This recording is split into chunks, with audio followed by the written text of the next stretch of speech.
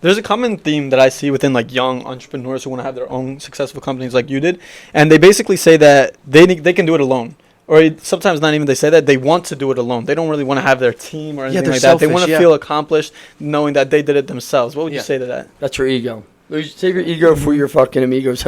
I brought a CEO in to run my company because I'm a terrible CEO. Mm-hmm. Think about it. Bill Rizell, I brought a CEO in for LB Capital to run all my organizations because I'm a terrible CEO. If you want to win, put the best people to fuck around you to win. Absolutely. And to say I want to win by myself, to say I did it by myself, well, you know what? I never seen someone have a fun time in a room by themselves. What took that dignity thank you. What took that dignity to say, you know what?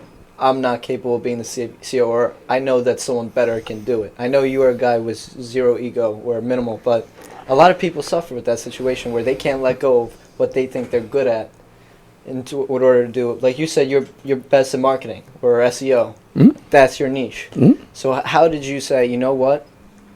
Being the CEO is not where I'm at my best. I just think when you're a self-aware person, right? I'm going bald. I'm fatter than you guys, right? Like I don't look like you guys do. Like I'm a self-aware guy. If we went to, I don't even know what bar you guys would go to on a Friday fucking night. We don't. But none of those 18, 19-year-old women are looking at me. They're going to be looking at you, right? Even the 50-year-old women are going to be looking at you, not me. I'm a self-aware guy. I'm older. Makes sense? Yeah. It's the same thing in business, man. You got to be self-aware. The worst person you could lie to in life is yourself. Yeah. I say it all the time. You know the truth. You know what you look like. You know what you're good at. I know how I talk, how I speak. I'm a very self-aware man. And I'm okay with the flaws because God gave them to me. I'm cool with it. That's great. You learn from them too, right? Yeah. Fuck it. Why not? Mm-hmm, exactly. I love that. Do you have specific routines and practices that you contribute in your life for overall being and success? Yeah. Throughout that journey too? I never go out to lunch. If you notice, you guys came here. Going out to lunch is off the table. I work out. Why? It's a waste of time. The fuck are you going out to lunch for? So you, by the time you drive there, I pack a lunch. I get lunch brought in. Okay. You go drive somewhere for lunch. That's 20 minutes, 15 minutes, 30 minutes. Or I walk. That's dead time. Now I go sit there and I wait for some lazy motherfucker to serve me half hour to an hour. So now lunch is an hour and a half, 2 hours of my day. Do that 4 times a week. That's 8 hours. Do that fucking whole month. That's 32 hours a month. Fuck that.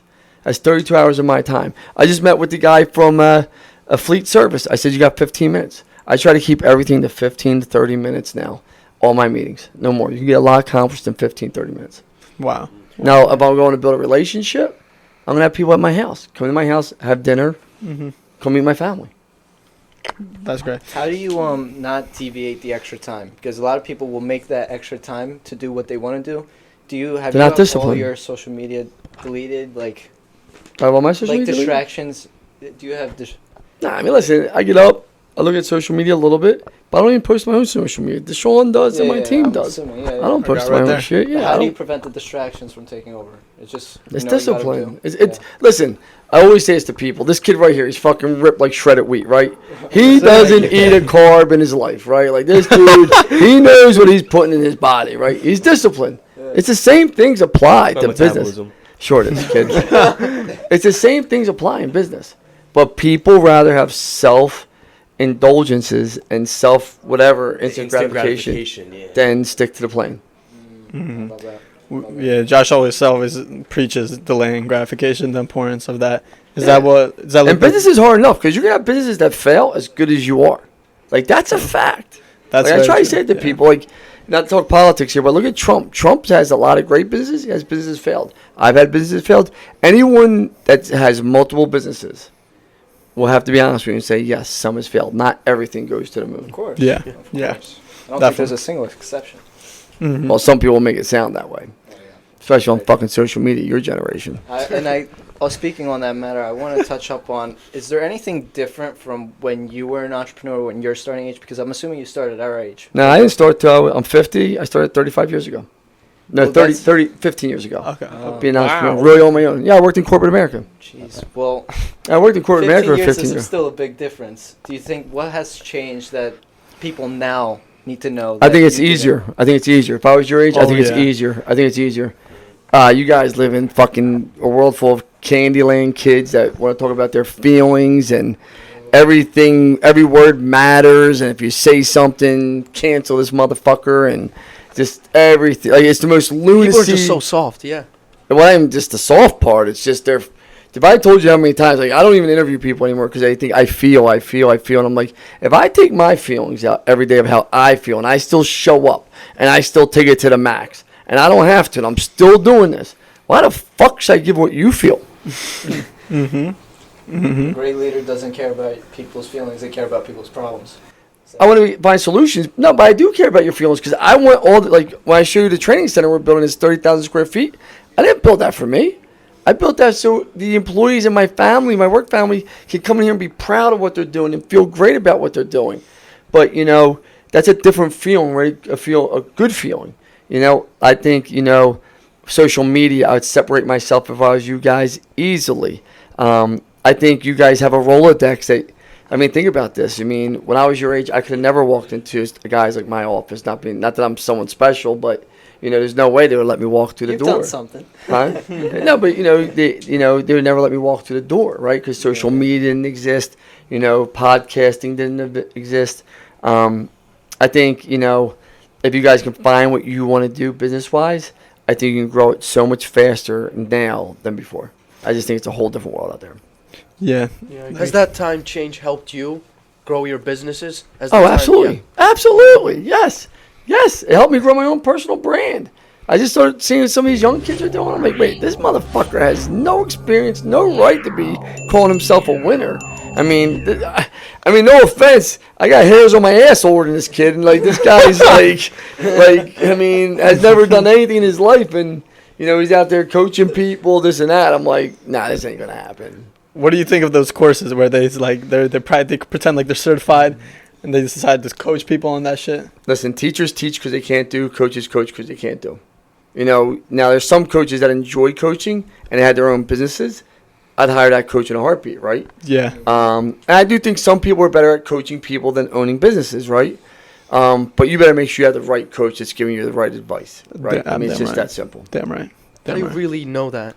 Well, I guess when you're in the mix. And I mean, the body of work speaks for itself. If someone has other successful clients and they're doing well, there's a very good chance you will too if you follow their advice. Yeah, makes sense. I think you've made it pretty abundantly clear on what your attitude on life is. You just want to win, like crush everything. But can you kind of like elaborate on that? Like anytime you see a problem, anything comes up, you just want to straight up crush it, no breaks on it, anything like that? Well, I mean, there's two options in life when you see it. Most people, when they see a problem, they run from it. Like I always, when I see a problem, I always think of, I forget the name of the movies, like Batman, Superman, which one of them, right? And the building's coming down. And Bruce Wayne's driving his Jeep to the building, and everyone else is running out of it. Like, that's when problems happen. Everyone runs from the problem, and true leaders run towards the problem and say, we're going to fucking fix this no matter what. You know, we're going to surround ourselves. We're not going to fight about it. There might get a little high tension, but we're going to fix the problem. Right? Yeah. And I think that's where most people mess up. As far as winning, I think winning's defined differently. Winning for me is personally, when I die. If you know, my biggest thing, I got one question I'm going to ask my kids, are you happy? And if my 4 sons can answer that question, they're happy when I'm on my deathbed. I won the biggest thing in the world. I think my wife would say my husband's not a perfect man. He was a flawed man, but he did love me and he cared about me. That's a win personally. And the business side, the chips lay where they lay. It's business. But personally, it's all that matters to me. You keep talking about happiness, but that's something you can't necessarily control to a full degree because you're going to feel different emotions. So when you say happy, like what do you mean by that? By being happy more of the time? Because I found that I want to seek not happiness but peace or tranquility. Because that's something I can actually achieve. Happiness is an emotion. It'll go away. That's just how it works. So well, when I say to my sons, are you happy, meaning are you at peace? Are you comfortable? Are you confident with what you do?